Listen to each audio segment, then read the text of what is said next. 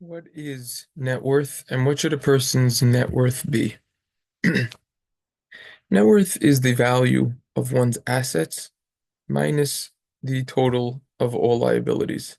In other words, what is owned minus what is owed.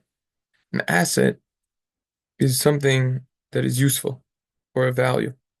For example, cash, bonds, stocks, real estate, gold, art, fine art, crypto. Those are assets. Minus the liabilities. The liability is something that a person owes. For example, how much does a person owe on the mortgage of the house, or if a person finances a car, etc. So that is the definition of net worth. How much one has versus how much one owes, subtracting the two together. Now, a person's income and age are important factors in this equation, which should determine what our net worth should be. In other words, the more one earns, the more one makes, the more one's net worth is expected to be, right? Similarly, the longer one is generating income for, aka the older he is, the more likely one will accumulate more and more wealth. So higher income people who are older should have accumulated more wealth than people who make less money, lower income producers who are younger. So in other words, the more money you make and the older you are, the more your net worth should be. So there's actually a formula how to determine this. You have to multiply your age by the realized pre-taxed annual household income from all sources except inheritances and divide it by 10. So for example, right? So again, just to, right, this is what the net worth should be, right? So one's age, how old the person is, times the amount that he makes before taxes, pre-tax, divided by 10. That's the idea. And the net worth is a metric. It's able to determine our relationship between what we discussed yesterday, production and consumption. For example, let's say I am 33, okay? Let's just say. And a couple years older than 33. I'm just throwing out numbers over here, all right? This is all just for illustration purposes. Let's say you have a 33-year-old who makes 200,000 a year. His net worth should be 660,000. This is just an example why. 33 times 200,000 equals 6,600,000. Divided by 10, 660,000. You could do that formula on your own.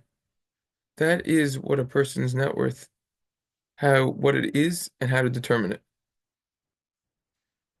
I want to just throw in another idea in this one, which is the topic of, are we honest about our relationship towards money?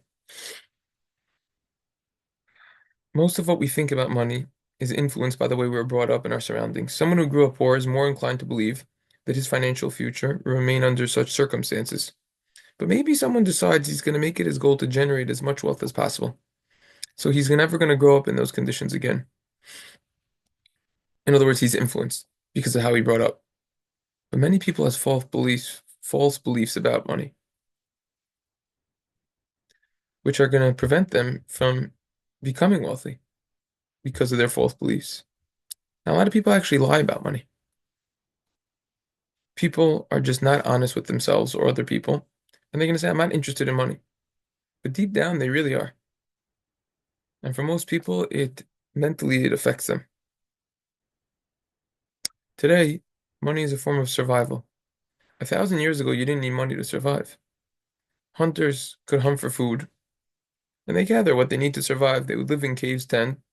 They didn't have mortgages. They didn't have car payments. They didn't have cars. They went on an animal. They used an animal to get around if they had that. Today, we need money though for food, shelter, transportation, education, personal survival. So people don't want to tell the truth about money,